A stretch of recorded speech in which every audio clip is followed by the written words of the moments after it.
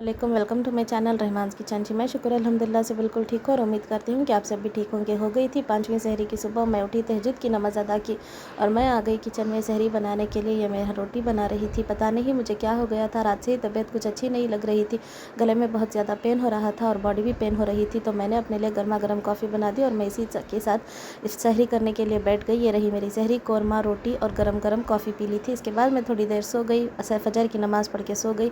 फिर सुबह ही उठी तो देखा कि बहुत ज़्यादा कपड़े जम गए थे, तो मैंने मशीन लगा दी और दूसरी तरफ मैंने बच्चों को भी, दोनों को भी नहला दिया था और उनको नाश्ता करने के लिए बिठा दिया था। ये रहे अयान और वो रहे अमायरा। दोपहर होते होते मुझे दोपहर के 3 बजे मुझे बहुत ज़्यादा फ़ीवर हो गई। तो मैंने दोनों बच्चों को खाना खिलाया, असर की नमाज़ पढ़ी और उनके साथ सो गई और सीधा इफ्तारी के वक्त उठी। शौहर जी ने आज इफ्तारी लगाए थे।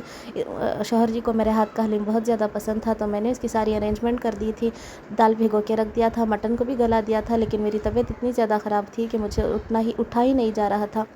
ये रहे हमारा दुआ मांगते हुए और ये रहे तीनों जो दुआ मांगने के लिए तैयार थे, इफ्तारी करने के लिए भी तैयार थे। अगर आपको मेरी वीडियो पसंद आई तो like, share and subscribe. Thank you for watching.